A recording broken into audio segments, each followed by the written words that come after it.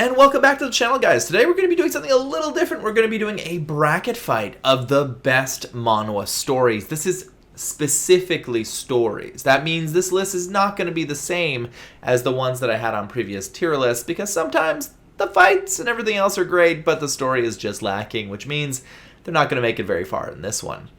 That being said, please do follow my new podcast that I'm doing with one of my friends, Hungry Procrastinator. It's great fun. It's a little rough at the start, but yeah, check it out. We talk manhwa, we talk manga, anime, trading card games, and a bunch of other stuff. So check that out. The links are in the description underneath. With that, guys, let's jump right into the video.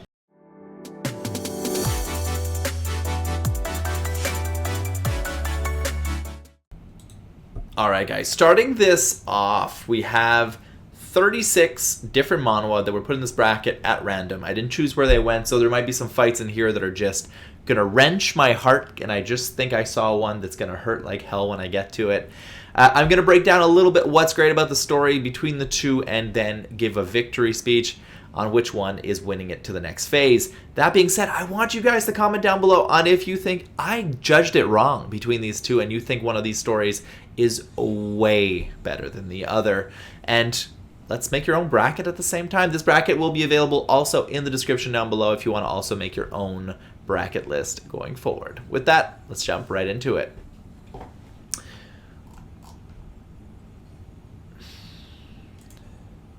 Alright, starting off, Windbreaker versus Solo Max Level Newbie. These manhwa are really different, but I'm still confident we can make a decision. Windbreaker definitely has more in-depth character analysis, going into like their different lives, their different interactions, their love of the sport, but also their interactions between each other, romances and different things. Strong story in general, beautiful visuals, but that's not what this is about. Solo Max Level Newbie, pretty typical game system manhwa with a lot more depth of the world building in regards to that. And in story, I'm going to kind of consider that world building as an extension of the story, as something that's rather important. Solo Max Level Newbie has some good storytelling going on, but when you really think about it, it's pretty bare bones when it comes to the story. I don't think this is a really fair fight. I think Windbreaker wins it hands down in this particular case. Ooh, Kill the Hero versus Great Mage Returns. Kill the Hero follows a main character that gets betrayed, wants to get revenge on those he does, but what he does is, it's a very meticulous and story-driven avenue where these clan relationships are kind of built out, and these different characters are given their specific way that he betrayed them, but nothing's too deep in that when you think about it. Great Mage Return spends a lot more time on Lucas, a protagonist that is gone through a lot of stuff, cares about the future of humanity, definitely has more depth in its storytelling, has an interesting world, some good characters, some interesting character dynamics. Again, I don't think this is a super fair fight. Let's give it... Ooh, we got a tough one here. Okay. Return of the Manhua Sect, or Return of the Blossoming Blade, depending where you saw it, and Tales of Demons and Gods. This one might be a little bit of a coin toss. Return of the Manhwa Sect has a character that's killed in a battle against a great evil, returns 100 years in the future, and is building back his sect.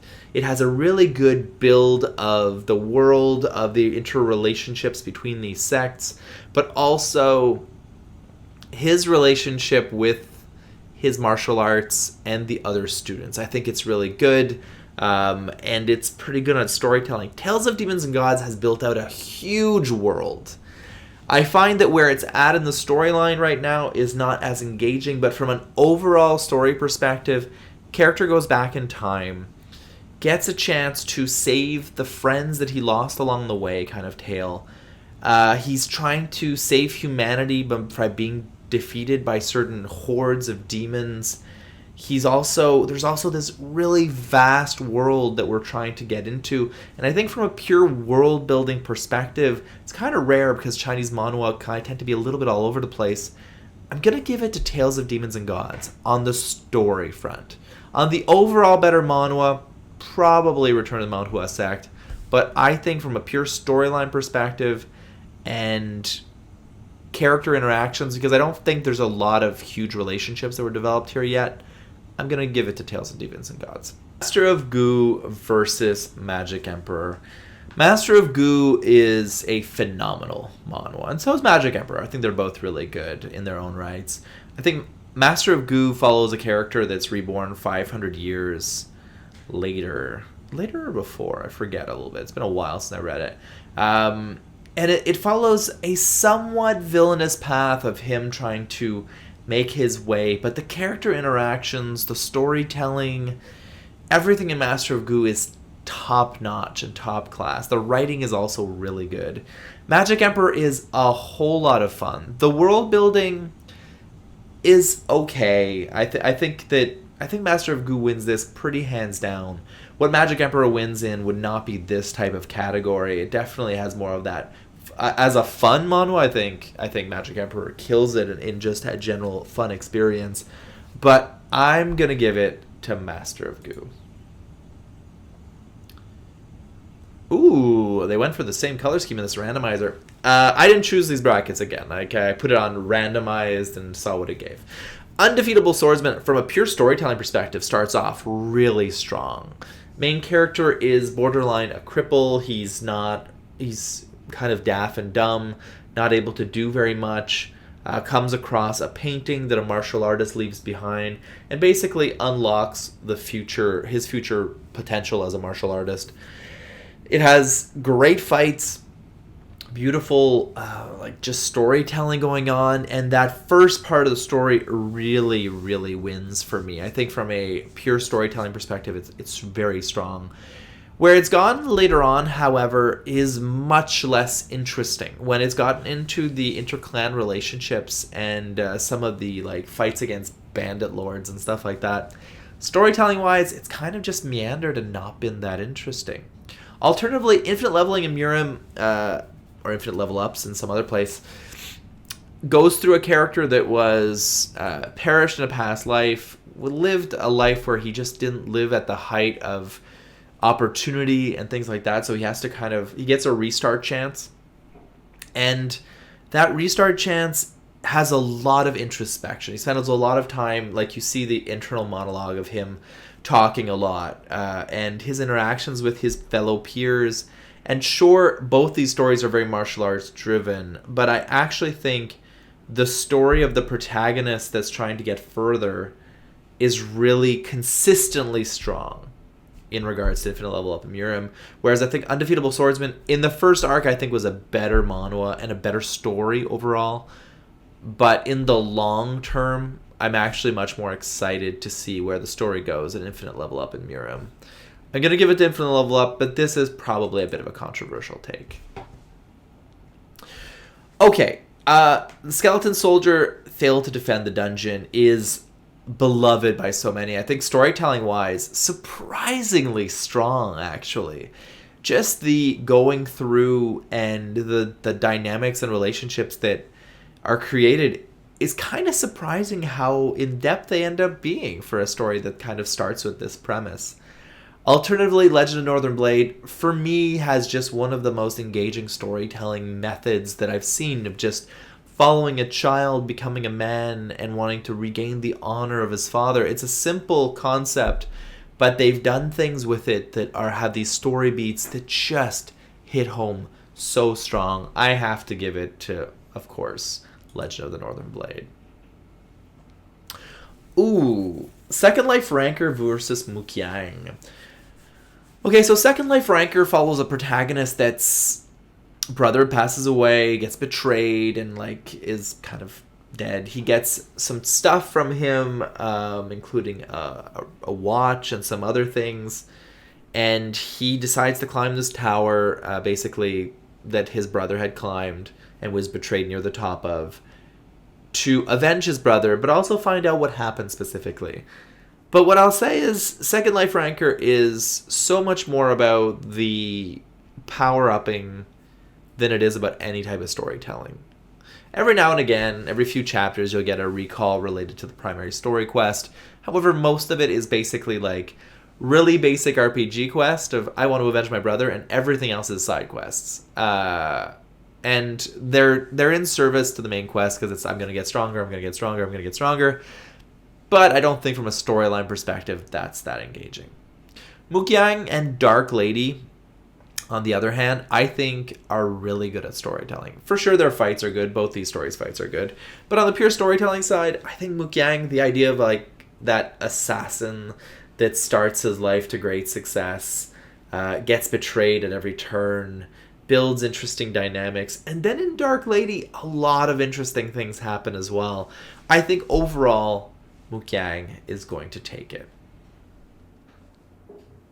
Ooh, this is going to be hard for me. Oh, Jesus. So the Breaker, I'm putting the Breaker New Waves, and Eternal Force in here up against Leviathan. These are two great manhwa, but Leviathan follows the basically protagonists lost in a world that is basically dominated by water.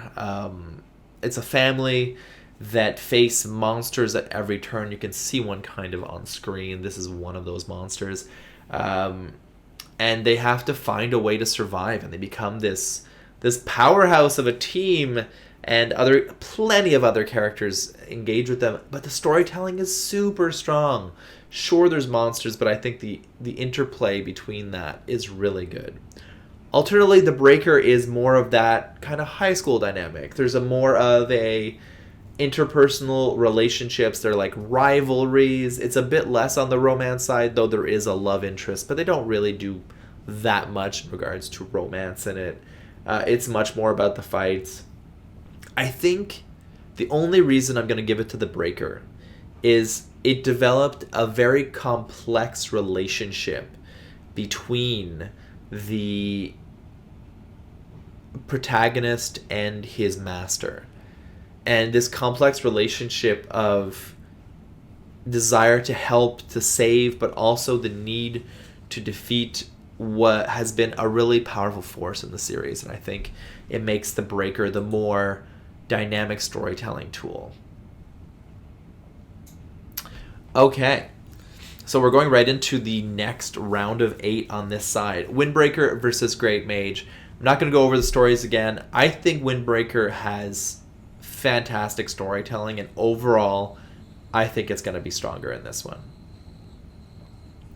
Tales of Demons and Gods versus Master of Goo.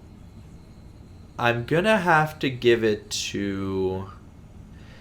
For consistency reasons, I'll give it to Master of Goo, understanding that it doesn't end. But I heard rumors that there might be a return to Master of Goo, but rumors is all it is at this time. I'm going to give it to Tales of Demons Gods. To Legend of Northern Blade, hands down. It's not even close, unfortunately. I think between these two, just the depth of the characters' motivations are just so much stronger.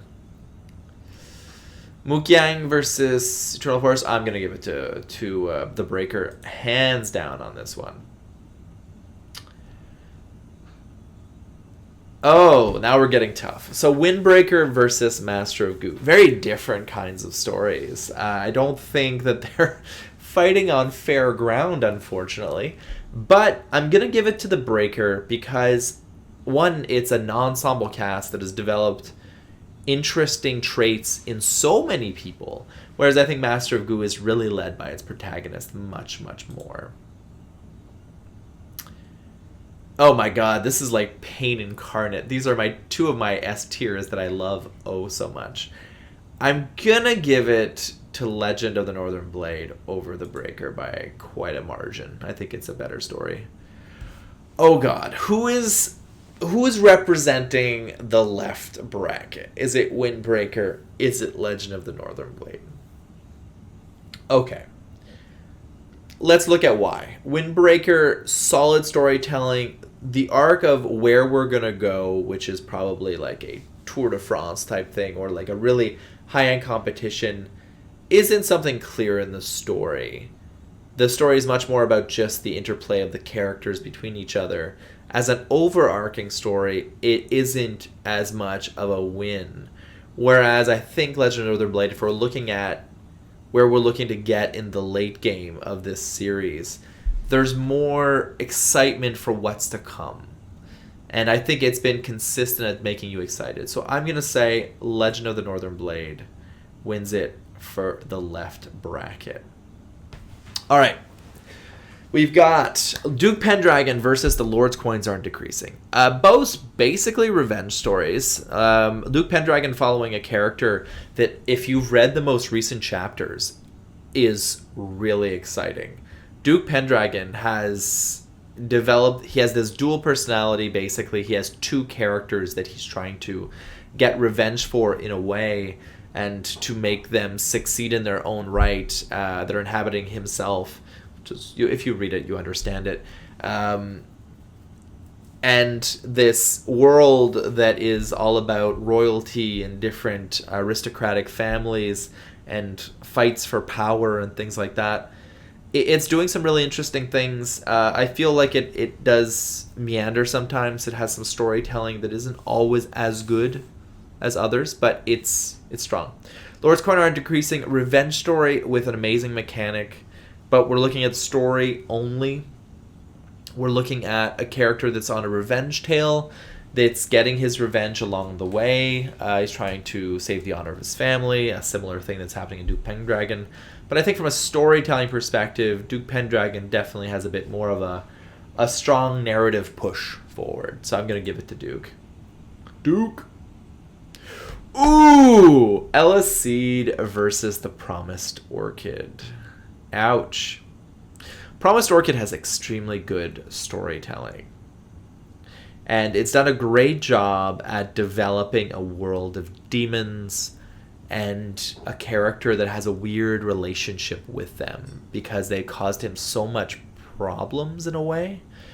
But this and his relationship with the girl that you see in this photo is what makes this series interesting. Alternative, Ella Seed, yes, it's building this big world of people that are powerful where fights happen, but it's a much more of a storytelling about relationships between characters and how important different friendships and mentorships are to different characters. And I think because of that, I think Ella Seed has... It's not a complex story, though. Ooh, I'm really on the fence about this. I think Ella Seed's a more fun manhwa. But I think from a pure storytelling perspective, Promised Orchid might be as strong or as good. I'm going to give it to character interactions in the case of Ella Seed, because I think they did such a great job at developing motivations for why a character would want to participate in stuff and want to do stuff. The overarching narrative of we don't kind of know as of where we are. It's a little bit like it reminds me of Hajime no Ippo in a way, of like a character that he's strong, but like he cannot strive to be one of like the top 10 in the world, unlike his master can, which is kind of like Hajime no Ippo, where like in a lot of cases like Takamura is this master and he aspires, but like you don't know if he's going to actually aim for the top 10 like the rest of them. I'll give it to Ella Seed just because of the character interactions. Oh, sweet lord, that is cruel. Okay, these are both S-tier manhwa on my tier lists. Omniscient Reader's Viewpoint, from pure world-building perspective, is unmatched. They've developed a world with so much complexity and so much interesting things going on that it's really hard to beat. But Bastard has a narrative that flows from point A to Z perfectly. It masters the understanding of what, from right at the beginning, you kind of understand what the end point of this series is, and it takes you there along the way. And what's great about it is in the ending, it does not disappoint. And that in manhwa and manga and anime and fandom is rare. I'm going to give this, and it hurts me because I think this would have actually won, maybe even won the left bracket, or arrived pretty close. I'm going to give it to Bastard. Alright, Tales of Demons and God versus Mirim Login. Mirim Login follows a protagonist that it kind of has an ebb and flow between the real world and a game world, but 99% of the story happens in the game world.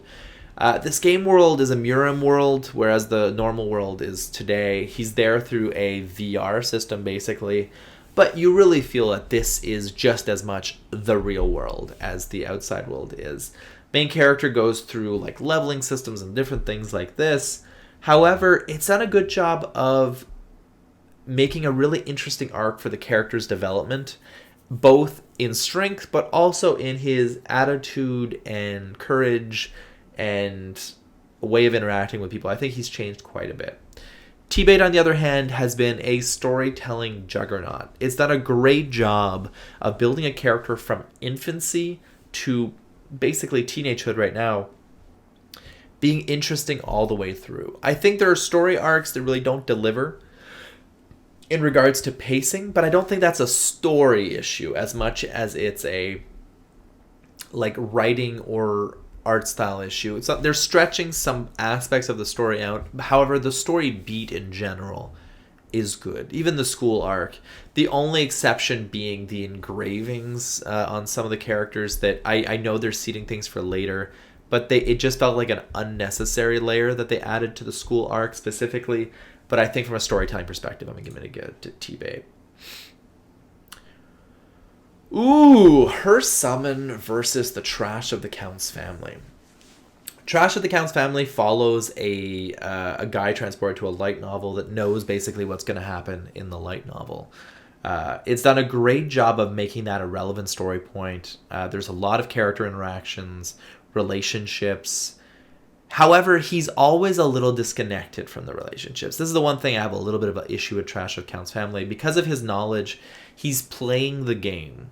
The main character is playing the game the whole way through of who he has to befriend, what relationships he needs to build. And most of his actions serve that purpose only. The sad reality is there's some small moments where he acts outside of what he would normally calculate to be the best action, but I do get a little tired of that calculation. Alternatively, Her Summon follows a character that I can't stand. I hate the protagonist of the story. It's a redemption story, to be fair. He's presented as this unlikable character, but overall it tells a beautiful tale of transportation to another world, of redemption, of a character finding his place in the world, of becoming who you could be rather than who you are.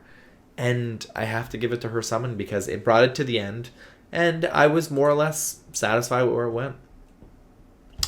Leveling with the Gods versus Tower of God. We've got the gods against the gods today. It's definitely a different type of story in a lot of ways. Tower of God follows a protagonist that's following a girl. That's all that matters to him. The rest is unimportant. And it does that with amazing skill. The level of the world building in Tower of God is unequaled by anything on this list. I think Tales of Demons and Gods might be the closest thing from just having the vastness of the world, but it still doesn't even come close to Tower of God because the amount of characters you're introduced to that you get to know and understand their motivations are dozens and dozens and dozens and resemble more of the One Piece dynamic in regards to the amount of characters and anything else. Interesting power systems and world building and a story of a character that can't quite face the cruelty of someone else.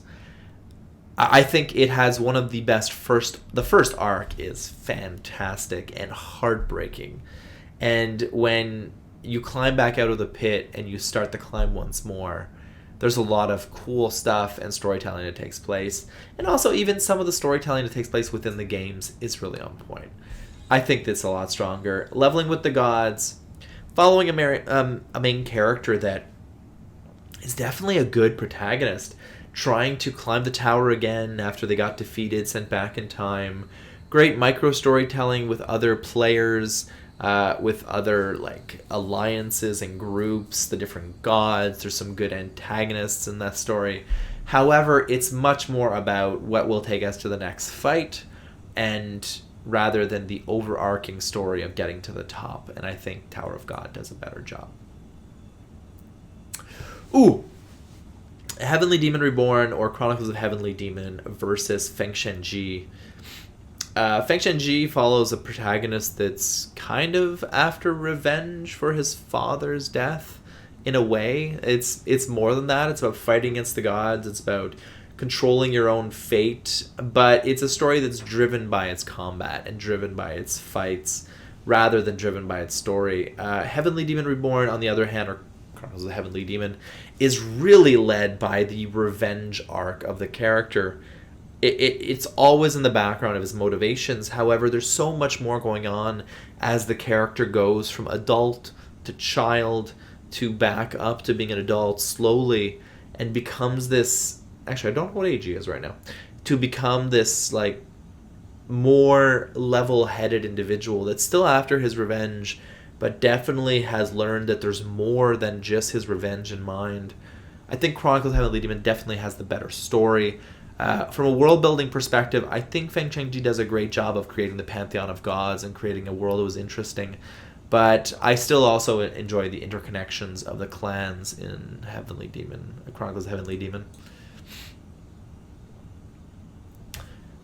The Boxer versus Mercenary Enrollment.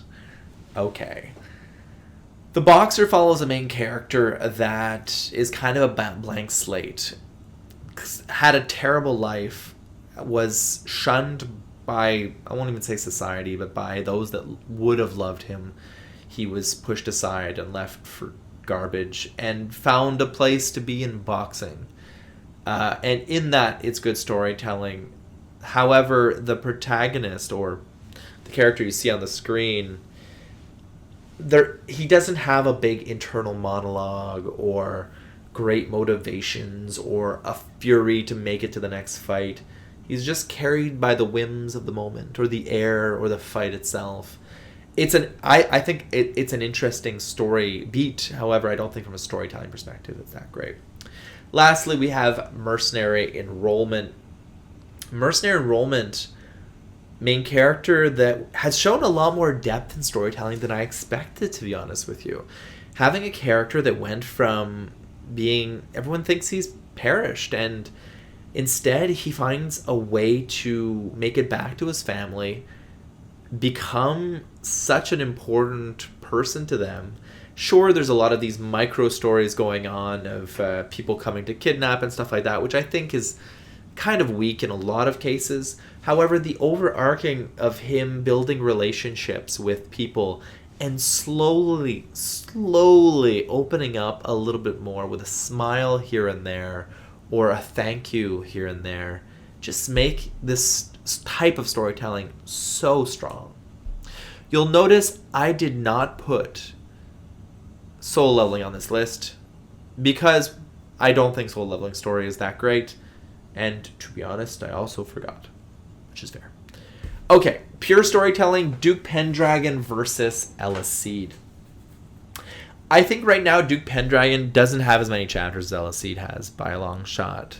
Eliside's had a much better chance of developing those relationships, but I think from an interest to the story itself, I think Duke Pendragon's got it right now. I think it's doing some interesting things, and with the most recent chapters, I'm extremely interested to know where they're going to go as he finds out that he's not who he thinks he is. Oh, sweet Jesus. Bastard versus The Beginning After the End from a storytelling perspective. From a vastness of storytelling, The Beginning After the End has got it. It has a much more elaborate story. It's going in much more directions. There's a lot more layers. If you just think about it just this. You have just the story of him growing up. You've got the story of him from his past life and the connections that he built, and they're going to be doing more stuff with that. We've got the story of what's happening to Decathlon and like this other continent that's going to be coming to attack them. And then you have all the stories and all the layers of the characters coming in and interacting with him and stuff like that. On the other side, you have Bastard, that is one story. told from point A to Z. It doesn't have as many layers, but it still has his dynamic in school. It has his dynamic of the relationships he's unable to build because of the monster that his father is. And then you have his relationship with his father and his relationship with family. I'm going to give it to... Oh, this is hard. From a story perspective, I'm going to give it to Bastard. I can't not give it to Bastard. Her Summon versus Tower of God, I'm going to give it to Tower of God. I think it has the better world building overall and has done a better story perspective. As much as I love Mercenary Enrollment, I don't think it has the depth and width of storytelling, nor do I think it's going to any clear ending, whereas I think Chronicles of Heavenly Demon has got that down. Well, this is not really a fight. I'm going to give this one to Bastard against Duke Pendragon. Again, it's about story. Is the story good, engaging, and gets to its goal? It does. I'm going to give this one to Tower of God. And lastly, I think when looking at Tower of God versus Bastard, I'm going to go for Bastard. I think the vastness of the storytelling is much, much stronger in Tower of God. However, I do think that it doesn't always succeed where it does. I think a better fight for Tower of God would have been to fight against the beginning after the end. I think it would have been more interesting fight because they're more similar in some ways, because there's more layers, there's more things, but I think that would have been a winner of the beginning after the end. I'm going to give this one the Bastard. Last but not least, we have Legend of the Northern Blade against Bastard. Okay. So these are two of my favorite stories of all time, and I'm not sad that they made it to the end. Bastard will ruin you emotionally. But there's something that happens around chapter 100 in Legend of the Northern Blade that shows to you that it's not just about sword fights or anything like that. It's an emotional roller coaster of a ride as you get these cold sweats, not cold sweats, but just these shivers from how amazing one of this moment is. But from a pure storytelling perspective, I'm going to give it to Bastard. I think that when it comes to Manhwa, it is one of the greatest stories Manhwa has ever told. I think that some of these stories, when they reach their end, might have the potential to beat it. However, as it stands, I think Bastard, as of right now, is the greatest storytelling Manhwa has to offer. You might disagree, and Bastard is not necessarily for everyone. I think that's the disclaimer. But if you do get through it, I think it is a masterpiece of Manhwa. Thanks for watching, guys. If you like this type of content, like and subscribe to the channel. Also, don't forget to check out my podcast. I would really appreciate it. The link is in the description underneath. And with that, guys, have yourself a great day.